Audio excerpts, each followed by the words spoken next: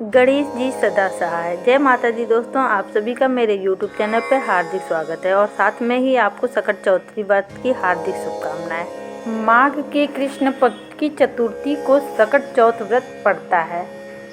इस साल 29 जनवरी को सकट चौथ व्रत है।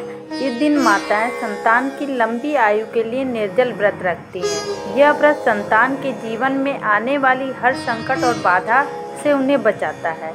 इस दिन संकट हरण गणेश जी का पूरी विधि विधान के साथ पूजन किया जाता है। इसे संकटी चतुर्थी और तिलकुटा चौथ भी कहा जाता है। ज्योतिष में 12 राशियों का वर्णन है।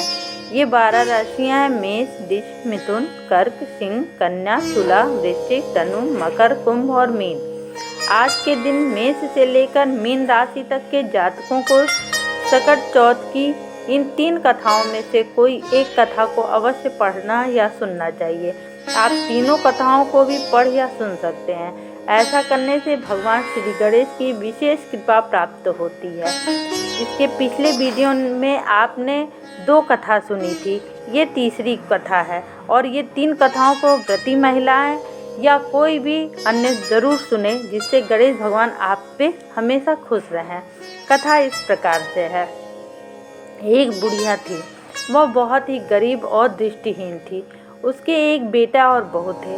वह बुढ़िया सदैव गणेश जी की पूजा किया करती थी। एक दिन गणेश जी प्रकट होकर उस बुढ़िया से बोले, बुढ़िया माँ, तू जो चाहे सो मांग ले। बुढ़िया बोली, मुझसे तो मांगना नहीं आता, कैसे और क्या मांगो। तब गणेश जी बोले, अपने बहू बेटे से पूछकर मांग ले।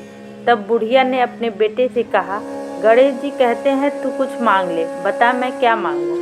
पुत्र ने कहा, माँ तू धन मांग ले। बहू से पूछा तो बहू ने कहा, नाती मांग ले। तब बुढ़िया ने सोचा, ये तो अपने अपने मतलब की बात कह रहे हैं। अतः उस बुढ़िया ने पड़ोसियों से पूछा तो उन्होंने कहा, बुढ़िया तू तो थोड़े दिन जिएगी, क्यों तू धन मांगे और क्यों नाती मांगे। तू तो अपनी आँखों की रोशनी मांग ले, जिससे तेरी जिंदगी आराम से कट जाए।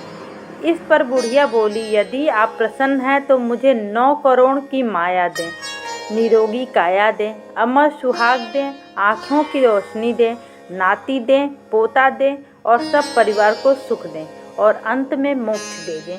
यह सुनकर तब गणेश जी बोले, बुढ़िया माँ, तुमने तो हमें ठग लिया।